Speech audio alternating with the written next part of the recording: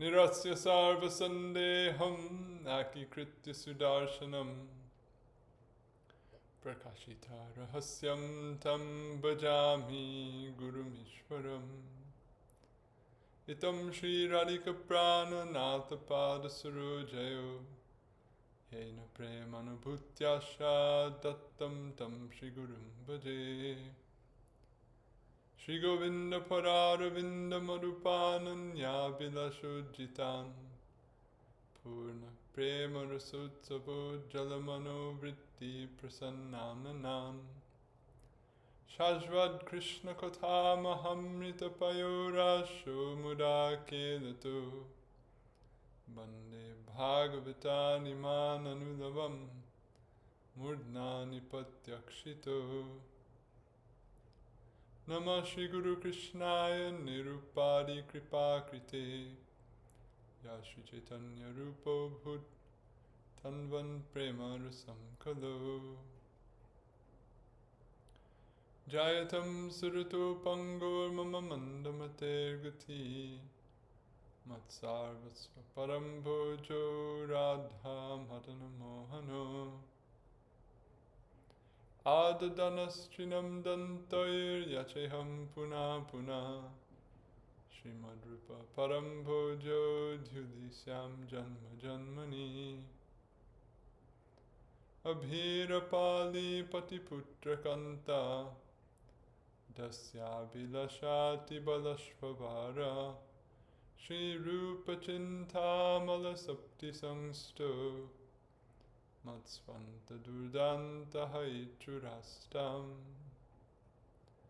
Raganughami Bhajanola Samanasanam Shri Radhaya Sahasara Smaratam Brajandhum Shri Rupa Pada Kamala Shrita Cheta Samme Chittam Satam Madhukari Yatu Pada Padme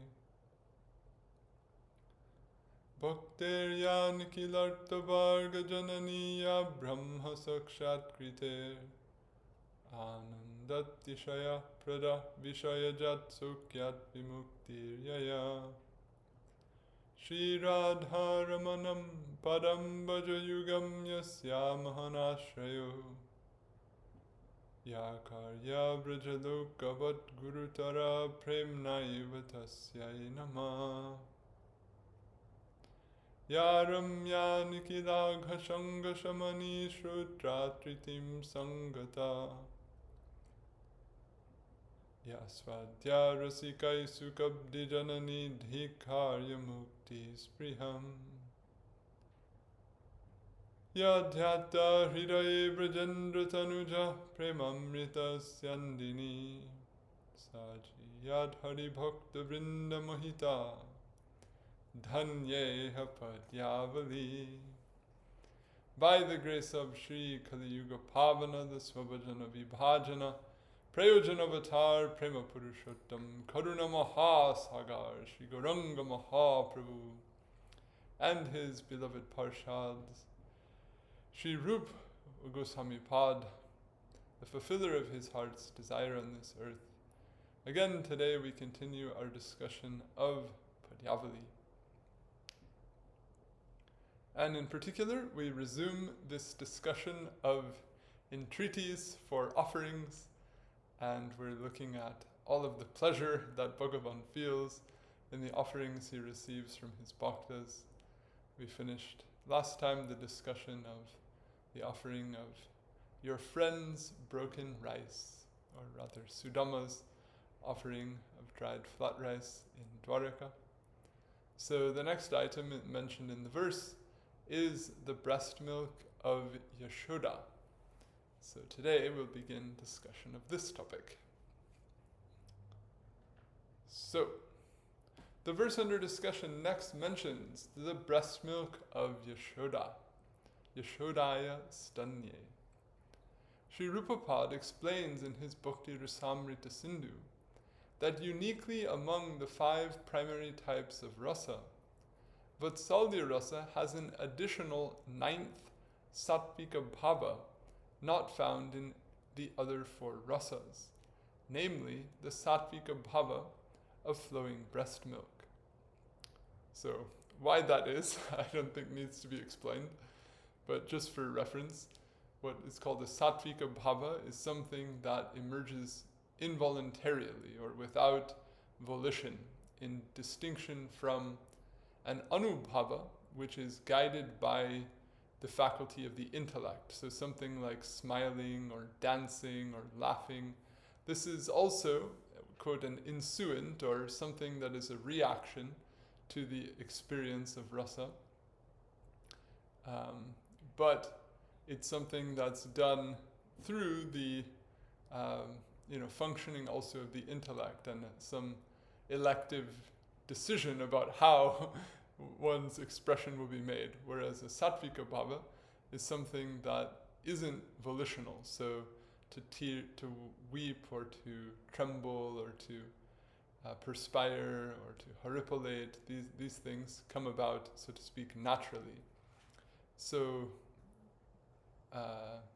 there's a well-known set of 8 of these, which is discussed throughout the Sindhu. But then when speaking about Vatsalya rasa, Rupa Goswami explains that in Vatsalya rasa there is a special 9th sattvika bhava not found in the others, that of flowing breast milk. The aforecited verses describing the udders of Braja's cows naturally flowing with milk because of these cows' affection for Sri Krishna serve as illustrations of this sattvika bhava. So we heard earlier in this section of this commentary about the milk of Braja's cows, how the cows would run towards Krishna and their udders would emit milk, unconsciously or just naturally out as an outpouring of affection, as Krishna had manifest in the form of their elder calves. So that milk of the calves would fall under this category, and so also does Yashoda's milk. So Rupa Goswami describes this in Bhakti Rasamrita Sindhu with a number of rich poetic expressions. So the first is as follows: Nichulita giridhatu sphuṭa-cipiṭa-muṣṭau akila sura-birenum shalayad bhir yashoda kucha kalasa vimuktai snehamadavikamedhyais tava navamabhishekam dugdapurai karoti. O Krishna, Yashoda conducts your first bath after you return from the forest in the afternoon with the supremely pure streams of milk, replete with the honey of her affection, released from the urns of her breasts, that wash away the dust from or raised by the cows, by which your leaves, meaning the decorative leaf designs drawn on your body, made of minerals, become covered over during the day in the forest. So,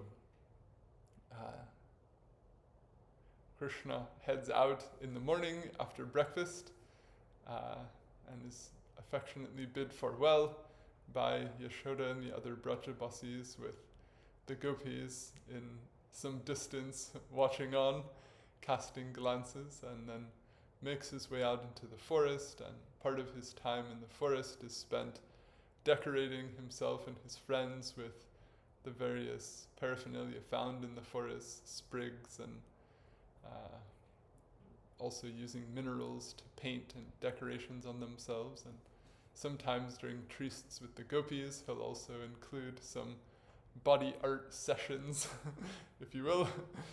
And then when, quote, Godhuli Samoy arrives, or the evening time, when known as the time of cow dust or cow foot dust, because as the cows are herded back into the village and they come up along the paths that are frequently walked, then this causes dust to rise, and as that dust arises, then Krishna's body and his hair and so forth get like a powder coat of this dust. So Rupa Goswami is alluding to that and saying that the leaf designs that have been drawn on your body, they're getting dusted over by the dust raised from the hooves of the cows. So when Krishna arrives back in the afternoon, then he's brought home by Yashoda and he's given a bath and some other affectionate pampering and so forth before the evening meal.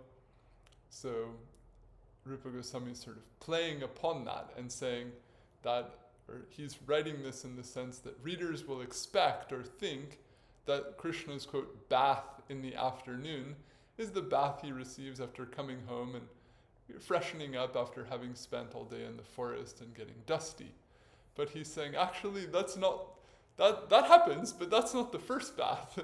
The first bath is the bath you get from the embrace that Mother Yashoda gives you when you return, and as she embraces you, then this sattvika bhava of breast milk coming out also is, so to speak, bathing you. So this is how he describes that. Sri Rupa Prabhupada makes further mention of this sattvika bhava when he presents a verse encapsulating Vatsalya Rati, there's a typo, by describing the experience Yashoda has during the day prior to Sri Krishna's return to the village in the late afternoon, as was described in the aforecited verse. So, in other words, you could, if you were to read some context between these things, you could say, so does this sattvika bhava start just right when she finally sees Krishna and embraces him? Is that when the milk starts to flow? Or is it before that? So, this verse says, Vinyasta shruti pali radya murali nisvana shushusha bhuya prasravavarshini dvigunot kanta pradoshodaye geharanganam anganat punaraso geham vishantyakula govindasya mahur vajendra grihini pantanam alokate. Today, meaning throughout the day, wishing, with her ears pricked to hear the sound of the flute, and again at the onset of evening, with doubled longing and milk streaming from her breasts, as she repeatedly enters the courtyard from the house and the house from the courtyard, the anxious queen of Braja looked again and again at Govinda's path. That is the path by which he was expected to soon return home from the forest. So this is showing the fluster produced by her love, so to speak. So, in other words, all day it's as if she's just waiting to hear the sound of the flute, because when Krishna returns in the evening, the first sign of that is he plays the flute as he's marching in with his friends and the cows triumphantly. So they first hear that sound of the flute, and this lets them know that Krishna's on his way in. So all day she's just, as if pricking her ears to hear that. And then when evening comes near, then he says, then the longing doubles, or she gets so excited that she quote, can't hardly wait, as there's some music I remember hearing as a kid that had a line like that. So sometimes when you really want something, you're waiting for a phone call or something like that, then you're so eager to hear the phone call that did I just hear the phone? Was that the phone? Something like that. So she's going in the house and then coming back out. Was that the flute? Oh no, it wasn't the flute. Goes back inside. Oh, is that the flute? And coming outside. Oh no, that wasn't the flute. And going back inside. And so she can't sit still. She's so excited. She has such anticipation that she keeps going in and out of the house. And so Rupa Goswami is saying that at this time, before Krishna even arrives, before he's even in sight, before even the flute has been heard, but just when the anticipation of hearing the Venu Madhurya has started to peak, at that time this sattvika bhava starts. To illustrate the sthayi bhava of Vatsalya Rati, having reached the advanced state known as sneha, Sri Rupapada offers another illustration that also makes mention of this sattvika bhava of milk flowing from the breasts. So this one is a little bit, a little more involved in terms of metaphor.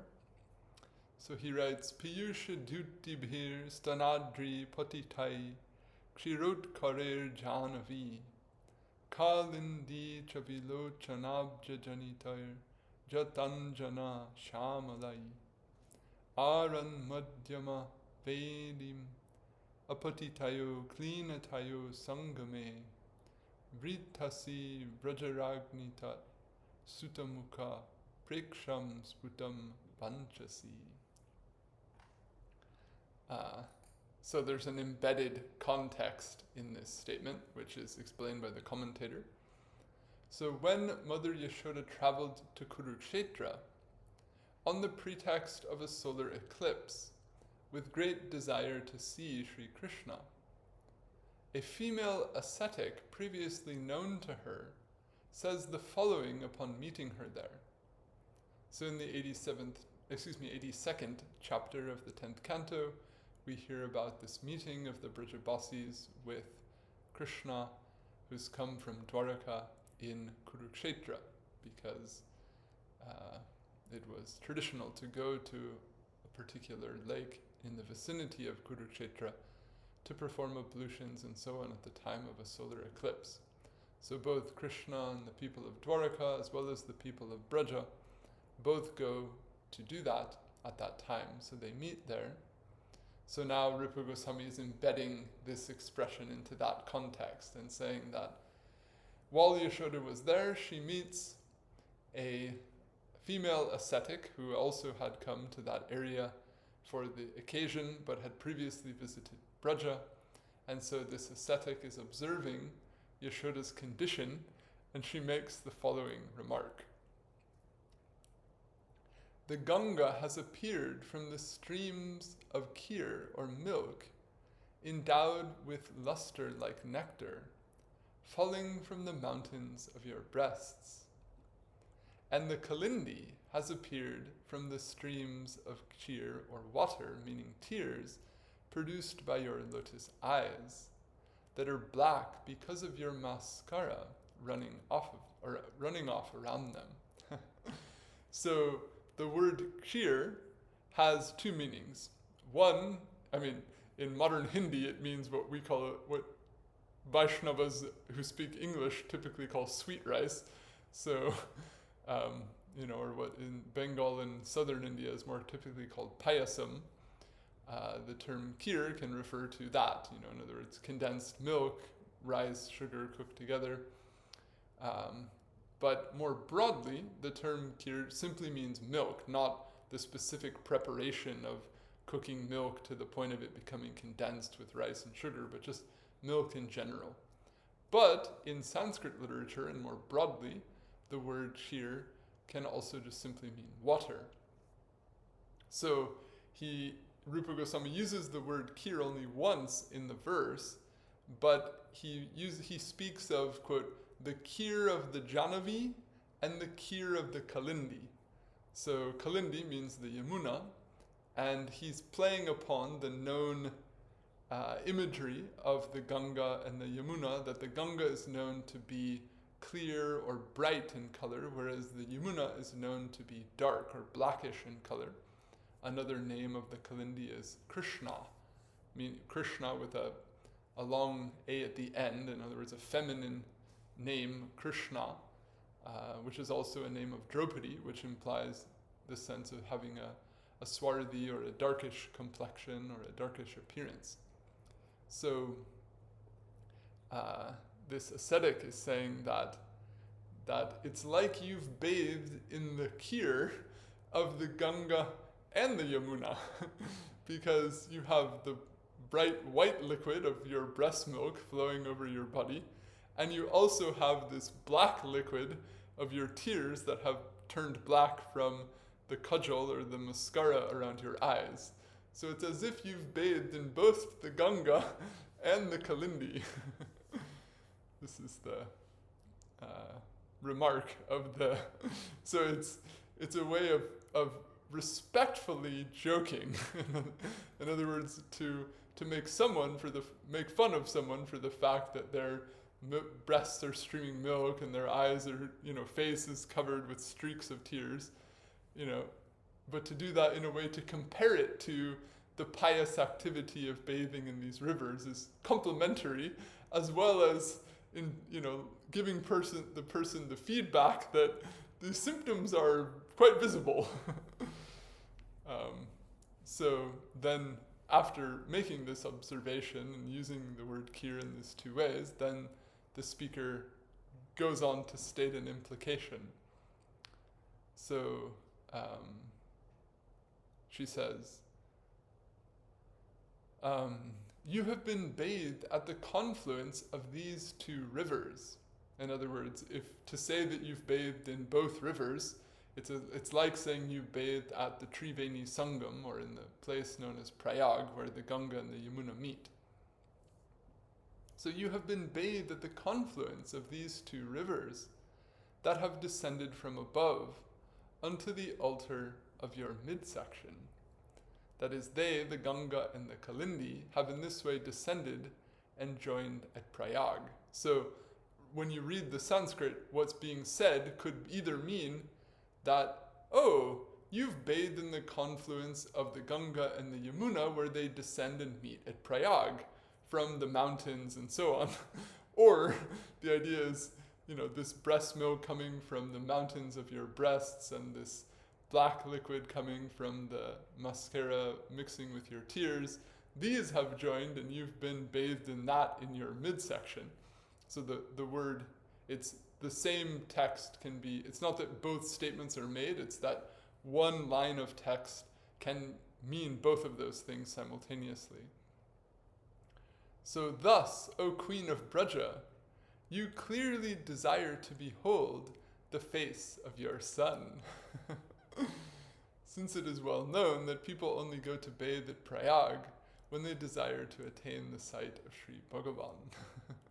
So it's playing upon this idea that why do people go to Prayag? Because they're praying to have darshan of Bhagavan, and they go and perform this sacred act of bathing at the confluence of these most sacred rivers and so on. So it's like, you've bathed in the confluence of the Ganga and the Yamuna. You also have great desire to see someone. So it's a way of praising her eagerness to see her son in a very lady ascetic style humor. And also, in addition to the metaphor and the play on words and so forth, it also conveys the intensity of Yashoda's affection. So that's the contextual purpose of it in the Sindhu. He's trying to illustrate sneha, or prema, going into a further level of intensity whereby tears and breast milk are just flowing without restraint, or without being able to or without even thought of them happening. It's just such a absorbed state has come about that it's so as if the person is unaware of it and someone needs to let them know. Perhaps a little bit in the way where, and this is a poor comparison, but sometimes if someone has some leaf stuck in their teeth, or their hair has come out of place or something like that, you might say, just, put that back, or, just, you might want to wash your mouth, or something like that, like Yashoda, perhaps also with a little bit of that, which is, both caring and also humorous and also adoring, and at the same time making a joke out of it. All right, so Sri Rupa also includes mention of this sattvika bhava when he encapsulates the nature of Vatsalya itself, again by way of description of Mother Yashoda. So Rupa Goswami seems to take a lot of pleasure in writing about this motherly affection of Mother Yashoda. He has a number of elegant verses in praise of it. So since this is the Padyavali and it's his collection, I thought why not? Why not let us hear and appreciate these fine observations? So here he says the following: Tano mantranyasam pranayati harer gadgadamayi sab bashpakshi raksha tilakam alike kalpayati cha suvana pratyushe dishati chabuje karnanam aso yaśodāmurteva sphuṭa-cipiṭa-muṣṭau pratali. Early in the morning, stuttering, her eyes filled with tears, milk flowing from her breasts, she performs mantra nyas on Hari's body, draws a tilak for protection on his forehead, and places a spell-infused root on his arms, what you might call an amulet. Yaśoda shines like the embodiment of a profusion of affection for a son. So he's saying, how to depict or how to give an image to Vatsalya. So he's saying, this is Vatsalya. First thing in the morning, right at the beginning of the day. Her eyes are flowing with tears, her breasts are flowing with milk. She can hardly, contain her voice. She's so moved with emotion, and she's attentively going over the top, so to speak. In other words, that a mother will wake the child, bathe the child, feed the child, give attention to the child. This is all excellent, but on top of that she'll do all of those things with great attention and affection, and on top of that she'll put this mantra nyas. In other words, she'll touch all these parts of his body and evoke all these different syllables as a way of protecting him, and she'll draw a special tilak on his forehead, and she'll put a special amulet on his arm. In other words, she's going above and beyond. She's using all possible means at her disposal, using both the conventional and the metaphysical and the otherworldly means as well. So doing all of this, then she's shining as the embodiment of profuse affection. In this regard, Sri Rupa also cites a description of Mother Yaśoda given by Sri Shukadeva Goswami in Srimad Bhagavatam, which Sri Chakravartipad describes as a meditation on Sri Krishna's mother that is compulsory for worshippers of Vatsalya Rasa. So perhaps much of this poetry of Rupa Goswami takes its inspiration from a verse in the Bhagavatam itself, where Shukadeva has encapsulated Mother Yashoda's affection also in a specially dedicated verse.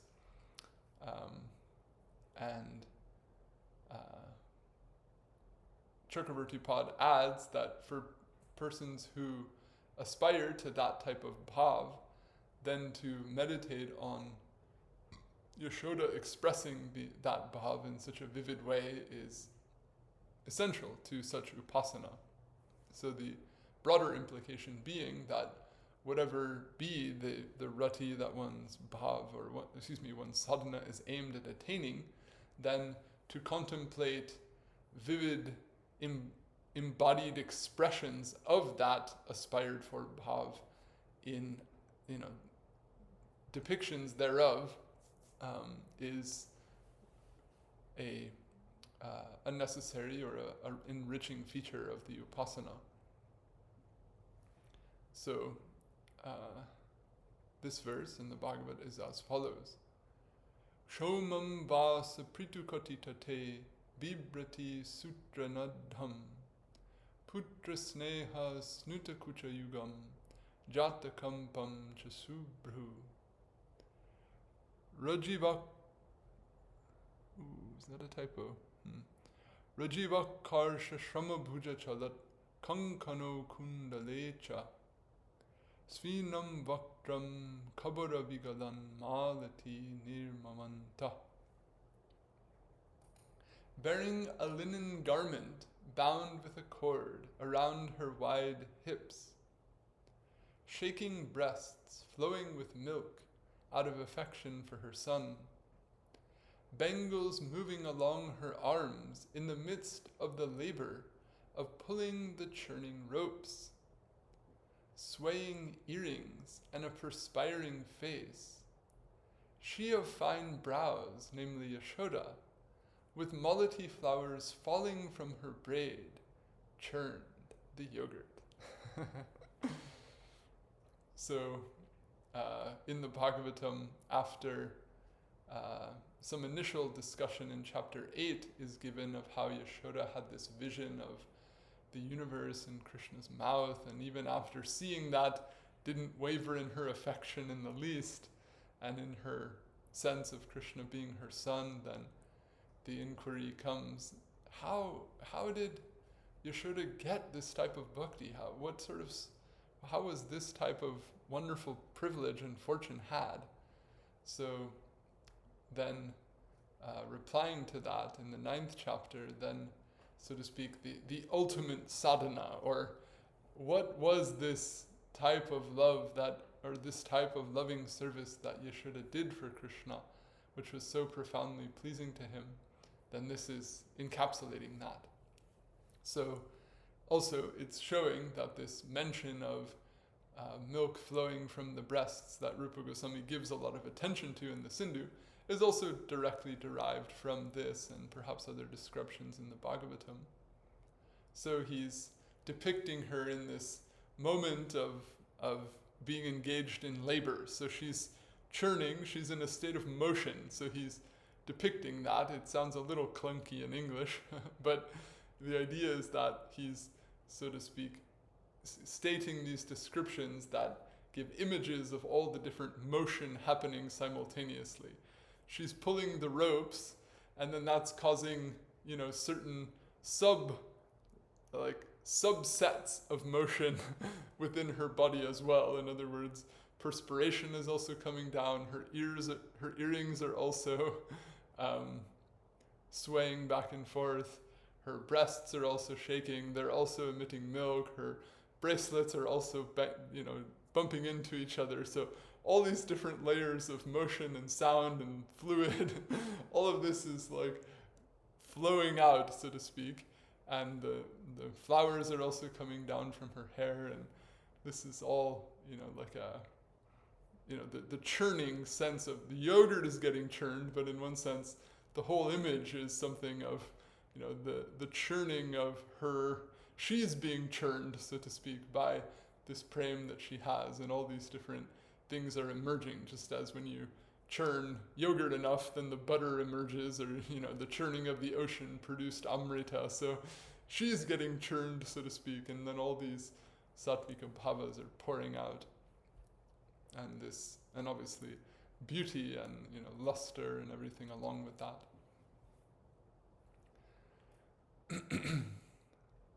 So, the narration in Srimad Bhagavatam following this description of Mother Yaśoda further demonstrates the extent to which Sri Krishna feels pleasure in drinking Mother Yaśoda's breast milk, as well as the specialty of her prema for Krishna. So, our purpose here is to illustrate how much pleasure Krishna feels in the breast milk of Yaśoda. So these initial descriptions are showing that breast milk is itself a sattvika bhava. It's itself a manifestation of her prema. It's a liquid prema, so to speak, or a liquid effect of prema. And it also, so anyway, this set of verses is as follows. Okay. Tam stanye kama asadya matanin tim janinim harihi grihitva dharimantanam yaśodāyāḥ pritimavan tamankam arudham apayayat stanam sneha snutam sasmita ikshati mukam atriptam utsrijajavena sayayav utsitya mane payasi tvadhi-shrite sajata kopa sphuṭa-cipiṭa-muṣṭau sandasya dadbhir dharimanta-bhajanam bitva mrisha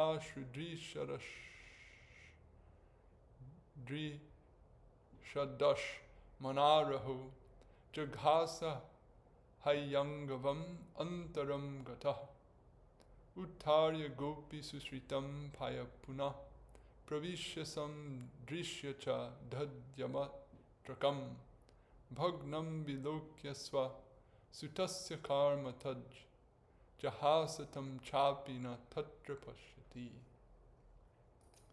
Being desirous of her breast milk, Hari approached his mother, who was engaged in churning yogurt, took hold of the yogurt churning rod, and stopped her from churning any further, saying, "Oh mother, don't churn any more," and thus evoking her affection, alternately thus bringing about her complete delight by way of his endeavor to drink from her breast, his stopping her from churning the yogurt by grabbing the churning rod, and his cleverness in doing so. In other words, when a little kid shows that they can understand cause and effect, it's impressive. So the idea that he understands that by blocking the rod, he can stop her from doing what she's doing, she's thinking, oh, he's so smart, he can understand. So she's charmed by his strategy. So he's desirous of drinking her breast milk, so he's grabbing hold of the churning rod to block her from doing what she's doing, so that she'll stop doing that and instead nurse him. Then, having raised him in her lap, Yashoda had him drink from her breast, which was flowing out of affection, and she beheld his smiling face. But when the milk on the fireplace began to boil over, she put him down, although he was unsatiated, and quickly went over to attend to the milk on the fireplace. Angered by this and biting his quivering reddish lips with his teeth, he then broke with a grindstone the pot that Yashoda had been using for churning yogurt, went inside the house with false tears, or depending how you break the sandhi, other commentators take it as not false tears, in his eyes, and in a concealed place devoured the fresh butter that Yashoda had just turned. After Yashoda lifted the fully boiled milk off the stovetop and re-entered the churning area, she saw the broken yogurt pot, concluded this was the work of her son, and not seeing him there either, laughed.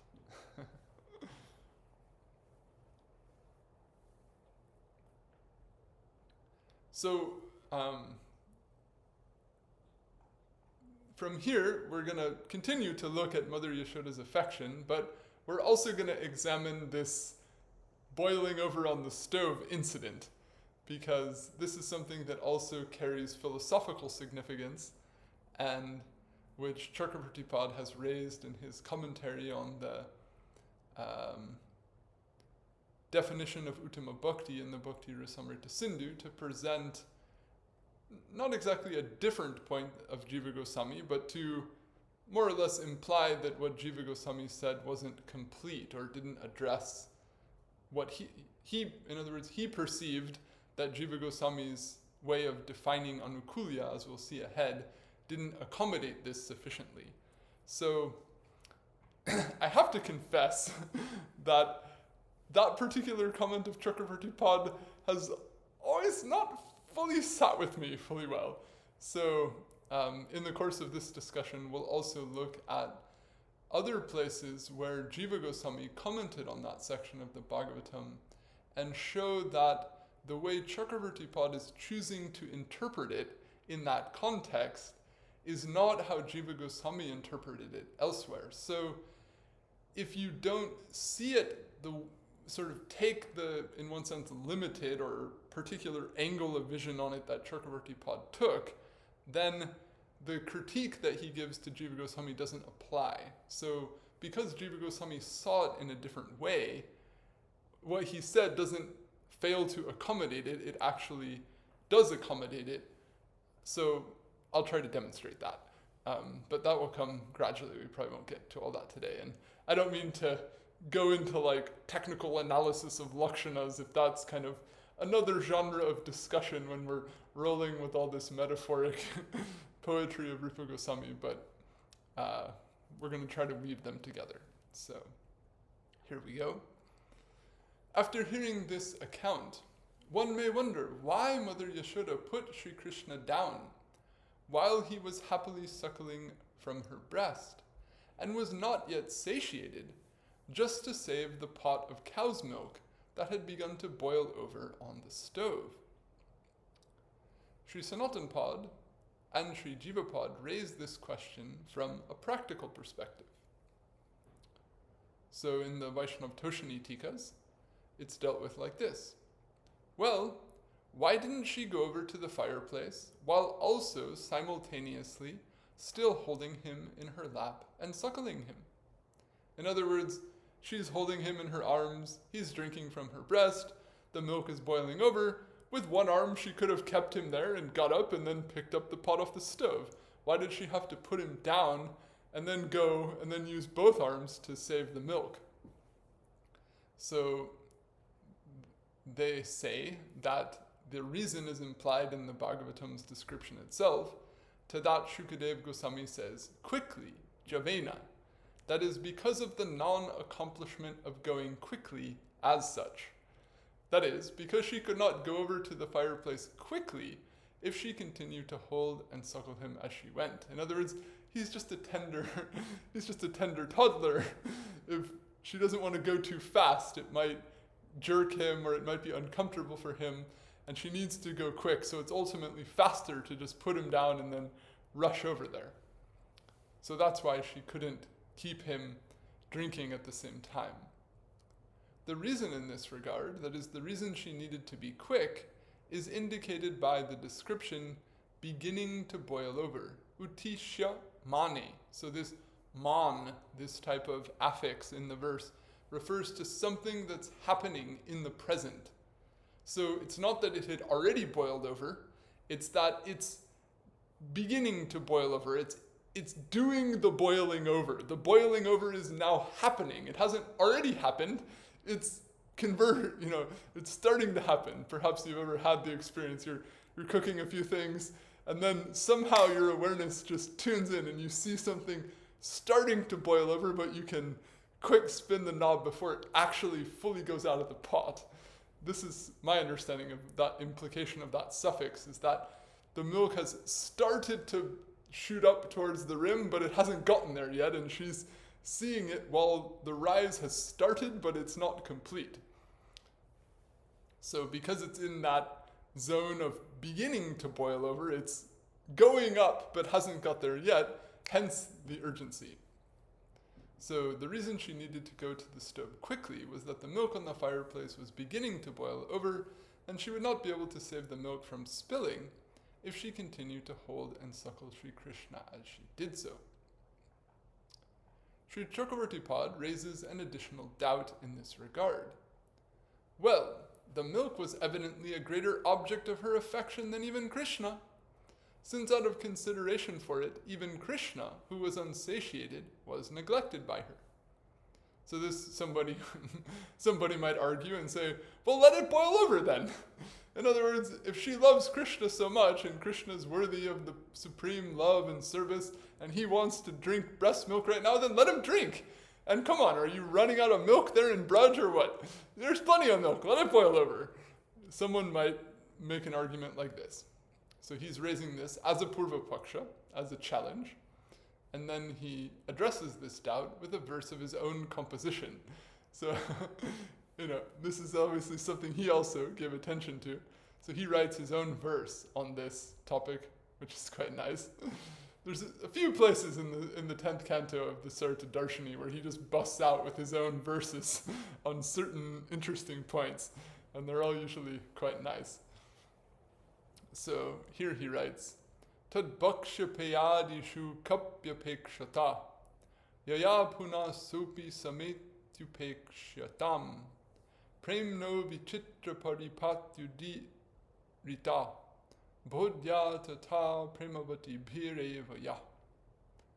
The special sort of regard on the part of Yaśoda for foods, beverages, and so forth that are for him, namely Krishna, whereby, further, even he is as though disregarded. In other words, he's not truly being disregarded, but it's as though he is, and which is an extraordinary manner, or paripati, of prema, understandable only by those possessed of prema, is described here. In other words, when you have prema for Krishna, then you'll understand.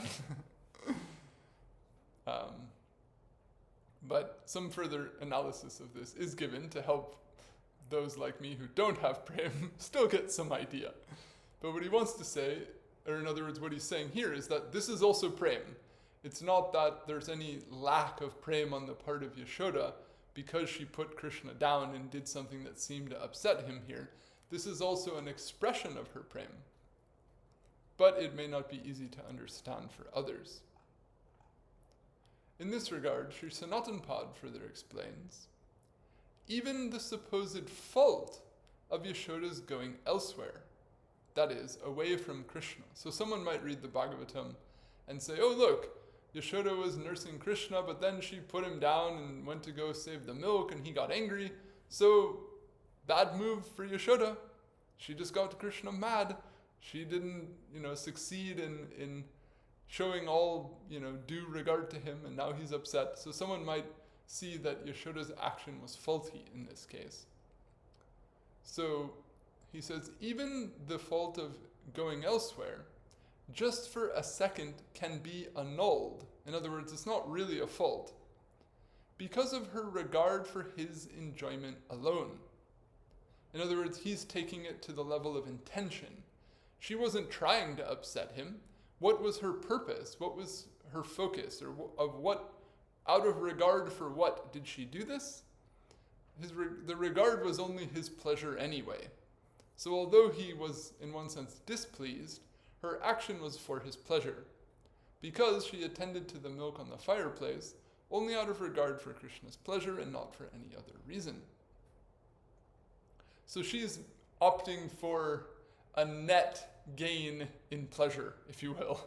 So sometimes Seva creates such circumstances that in order to produce a net positive degree of pleasure for the object of service, certain things in the short term or in the intermedium have to be done which are less than most pleasing. So she's, so to speak, weighing the ultimate implications of this and thinking, okay, this very minor 15 seconds that Krishna has to wait is not as important as saving this milk on the stove. One way you could interpret it is, this is for breakfast, it'll delay the breakfast. The delay in the breakfast will be more disappointing than the 15 seconds it'll take to save the delay. So better to go for the 15 seconds than the longer delayed breakfast of having to go out and milk another cow or bring in the milk from some other cow that's been milked or what have you. And if this milk has been boiling down, perhaps they're making kheer, meaning the condensed type of kheer, or some other item where it's been boiling for a significant amount of time. So it would have to take all that time to boil it again. So 15 seconds is much less than whatever it's been taking to get the milk boiling up to then. Something like this might be one way of analyzing it. Sri Vidyabhushan Pad similarly comments in this regard. Her affection for the milk is not even a fault. So he comes later and he's trying to make the point more clear. Don't even call it a fault, but rather is verily a quality because of its being for the sake of her son. In other words, don't even think this is a fault. Everything that she's doing is to please Krishna. Everything she's doing is for Krishna's sake. So don't think there is anything wrong on her part. Sri Chakravarti Pad also refers to this action of Mother Yaśoda as a consideration with respect to the definition of Uttama Bhakti, in Bhakti Rasamrita Sindhu. Anyabilashita shunyam jnana karma dhanabritam anukulyena krishna nushilanam bhaktir uttama. Continuous action for Krishna, possessed of favorability that is free from desirousness of anything else, and unobstructed by jnana, karma, and so forth, is called uttama bhakti. He reasons in this regard that because Mother Yashoda's action is indeed an act of uttama bhakti, and because it evidently upset Krishna, the manner in which Sri Jivapad glosses the term favorability or anukulya in his commentary on this definition of uttama bhakti as, quote, effort pleasing to Sri Krishna, the recipient thereof, as was discussed earlier in the commentary on verse 94 here in Padyavali, is not acceptable. So he's saying we can't doubt that everything Yashoda does is uttama bhakti. It's all uttama bhakti. So somehow the definition of uttama bhakti needs to include this act of Mother Yashoda, which he perceives here as being displeasing to Krishna, because Krishna said he showed symptoms of anger, like biting his lips, and he went off and broke the pot and stole the yogurt and so on. So Krishna was upset by this, so therefore he was not pleased by this.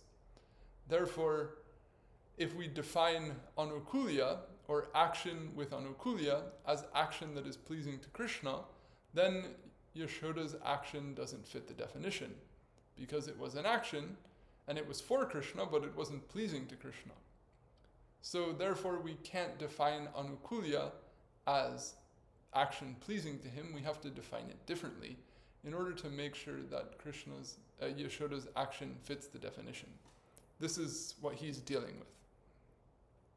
So such an action of Yashoda's in leaving Sri Krishna while he was in the middle of drinking from her breast and going to save the milk beginning to boil on the stove, that should be beginning to boil over on the stove, did not please Krishna, as stated in the 10th canto, a couple verses later, quote, filled with anger and biting his swollen red lips with his teeth, Krishna broke the pot for churning yogurt.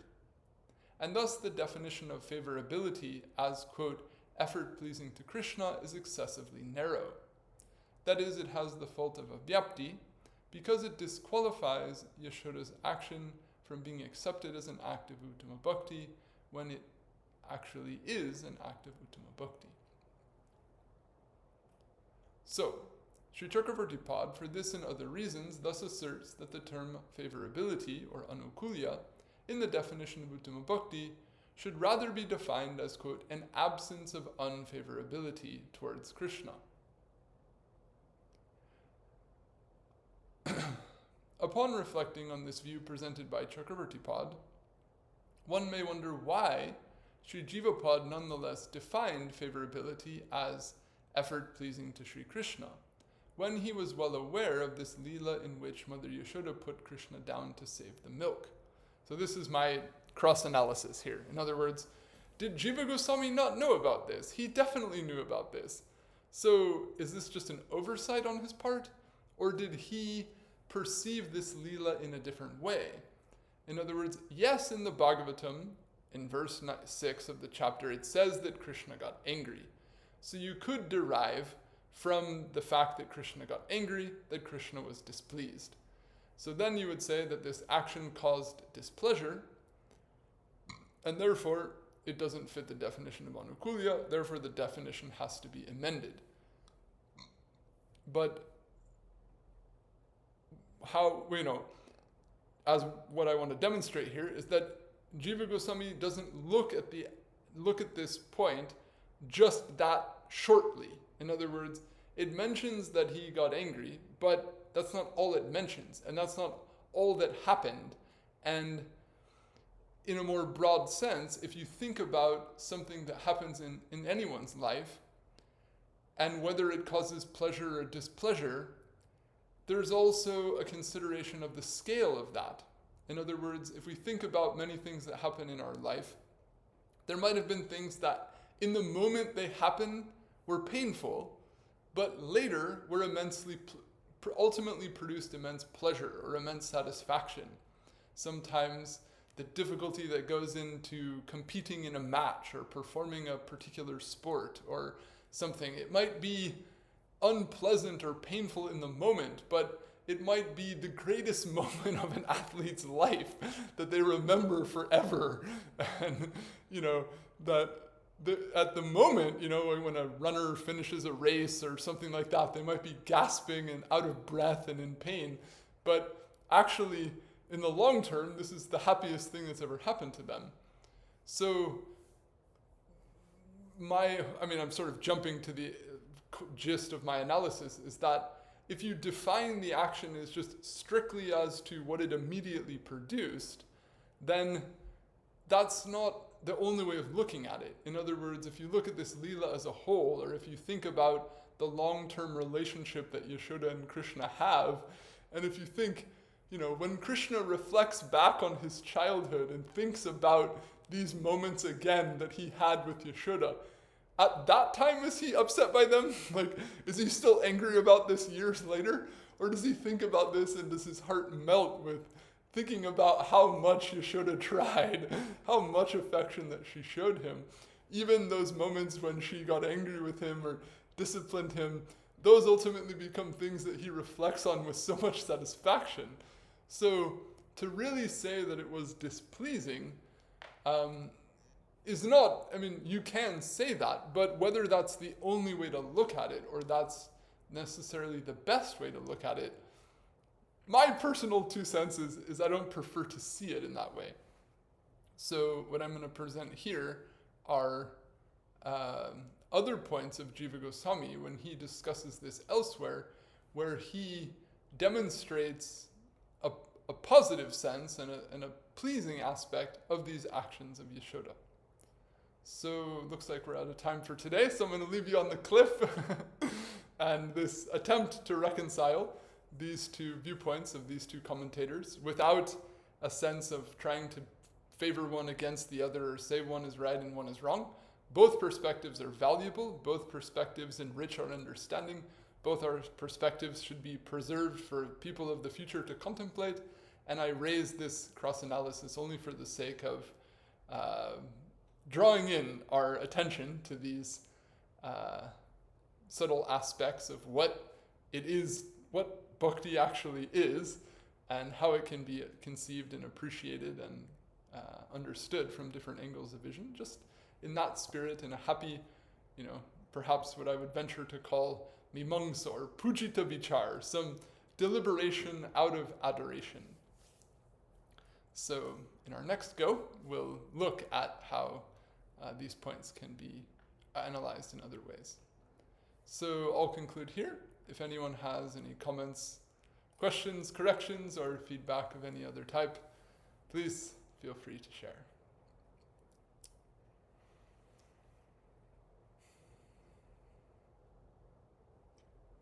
Jai Radhe, can you hear me? Yes, I hear you. Jai Shri Radhe. Radhe Radhe. I have a question. Okay. First of all, very charming Leela of Mother Yaśoda, of course Krishna. It's probably amongst the most digestible, right?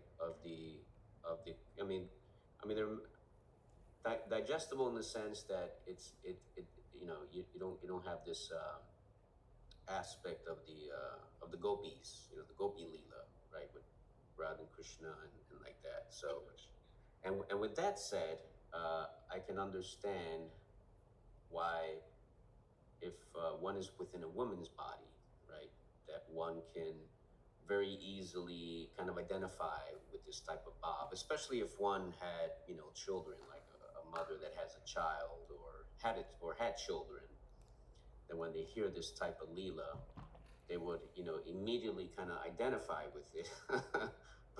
So, probably, probably reflecting back their experience in terms of the mundane rasa of like raising children. Of course, there's the added, spiritual, right, rasa, the taste that one gets from hearing about this Leela. So I guess my question is like, if someone were to immediately, someone, especially like, those in the female body were to especially kind of like grab onto this and say, yes, this is what I aspire for, and but without knowledge of any other type of Leela of Krishna, right? Like the Gopi Leela with Krishna, or what the Goswamis describe, like the Manjari Bhav Seva. Is this something that one should, if one were to hear this from somebody, should one encourage that, or should one, say that's a very nice thing, it's very nice that you have this appreciation, but there are other Leelas, and one should be educated in rasa, in rasa in general. It's like Bhakti Rasamrita Sindhu. It describes the whole gamut of rasa, and of course, as we know, the Goswamis themselves had their particular spiritual identities as manjaris and like that. So I guess my question is going to split into two. Should this be encouraged, and do Gaudiya Vaishnavas, and I mean, I'm sure there's probably instances. Is this an upasana within Gaudiya Vaishnavism? Okay, well, maybe I'll thank you for your comments and and your questions. Regarding the second point, I'll say yes and also no, in the sense that certainly in the theology of Rupa Goswami, there's the presence of this type of upasana, there's this delineation of the rati, of the different, anubhavas, etc. All these things are there, and there's support for it as a theological basis for that type of upasana derived from the Bhagavatam, like the verse that we mentioned, Chakravarti Pad saying, upasakas of this type, they'll want to meditate on this type of lila, this type of seva. He even describes it as a compulsory meditation for upasakas of that type. So built into the commentarial works of our acharyas is facility for and respect for that type of upasana. So in that sense, you could say it's part of Gaudiya Vaishnavism, or it's supported by Gaudiya Vaishnavism, like that. And if persons who are in other Vaishnava traditions engage in that type of upasana, then respect is shown to them. That's understood to be a genuine and beautiful way of applying the teachings of the Bhagavat and these other shastras in terms of how one goes about spiritual practice or aspires for a spiritual attainment. That's all there. Now, practically speaking, if you say, okay, I want to do this type of upasana, where can I find a guru in the Gaudiya Vaishnava Sampradaya who can teach me this kind of upasana? I'll just say, I don't know. In other words, I mean, not that I know everything or that I know everyone, but in all the research that I've ever done, of all the sadhus that I've ever met, I've yet to ever meet any person who's in a parampara coming from a parshad of Mahaprabhu who does that particular type of upasana. I have heard that there are some places where some elements of that upasana are integrated into the deity worship. I've heard, like in Kalna, I think it was Kalna.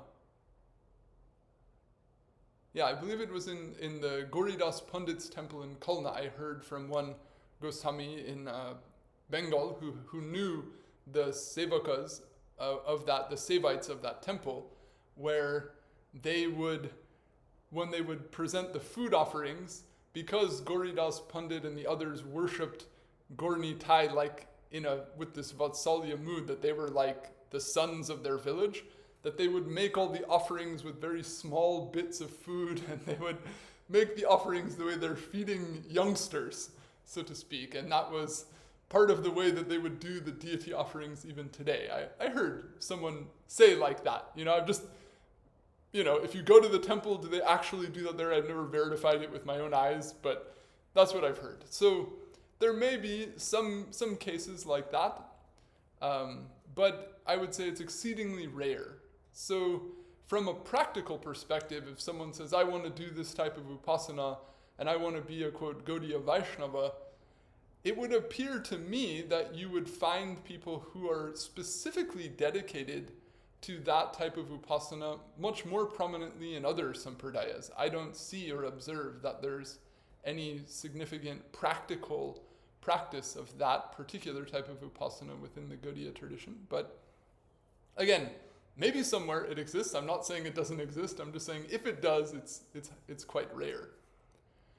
And then regarding your first question, in terms of if someone feels an inclination towards that, should that be encouraged?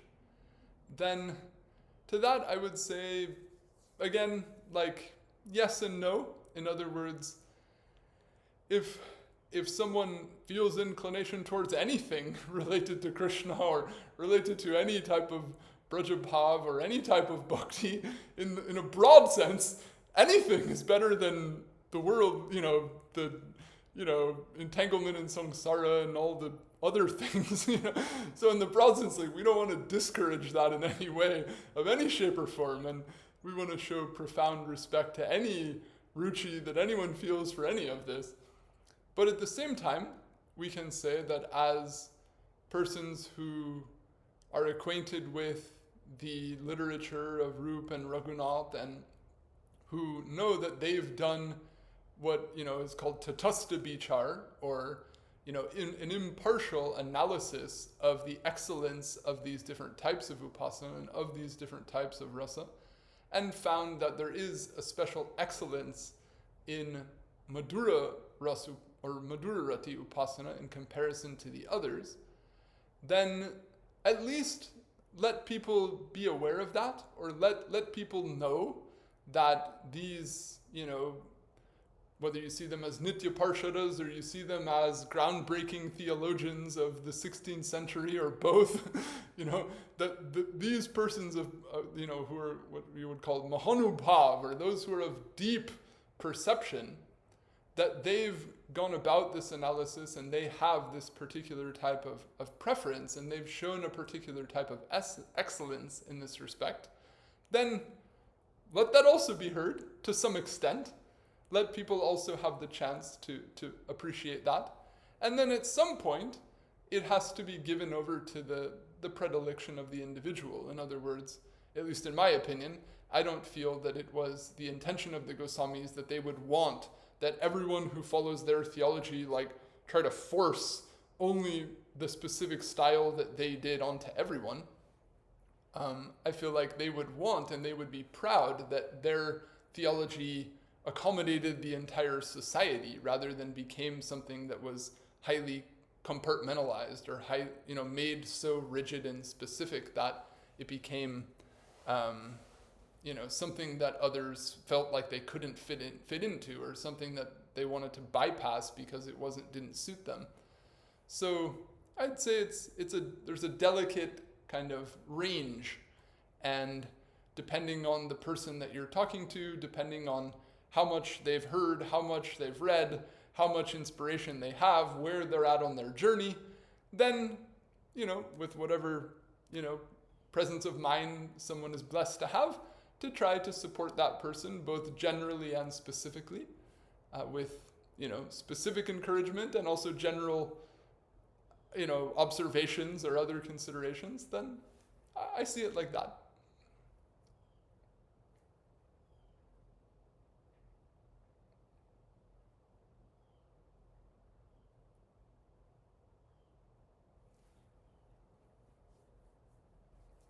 I see another hand. This is my hand.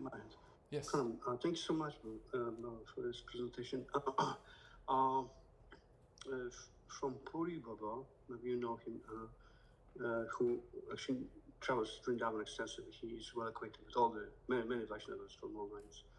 He said that next in Barshana, next to the ashram of Vinod Bihari Baba, there's one sadhu who is totally infatuated in Sakhyabhav, in Sudam, Asana. So whenever he goes there, he always teases him, talks about other pastimes or other, pasanas, and he's just quite irritated. He's just totally immersed into Sakyaras, right? So that's one thing I want to mention. At the beginning of your class, when you described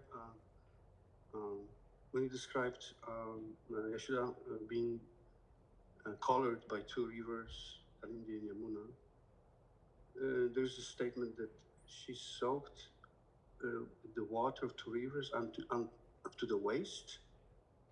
I couldn't really graphically envision that. That means that she entered the water as if she entered the water up to the waist, or is there any other? Sorry, I don't recall anything about the waist. No? Where does it say that? Up to waist. Can you point that out in the text that I have here? No, I'm not able. I have cell phone in my hands. And another, I heard also you mentioned mantra nyas. Is that something that I overheard again, or you mentioned about mantra nyas? Yeah. Did you use this term? Yeah. What does it mean? There's a procedure. It's mentioned in Hari Bhakti Vilas, and it's found in Vaishnava Tantra as well as other varieties of Tantra, where certain syllables are invoked while touching or placing the hand over certain parts of the body as a ritual for purification, as well as, like, you could call it empowerment, or a particular invoking certain energies, so to speak, in order to perform certain rites. So there is a traditional form of that for Vaishnava Tantra, but Chakravarti Pad in the Ragvartma Chandrika, when he's speaking about the Raganuga sadhana, he specifies nyas as something that's not suitable or not compatible with the Raganuga sadhana process. In other words, it's not something favored or essential to that side of upasana. Just like mudras and tantras. Okay, thank you.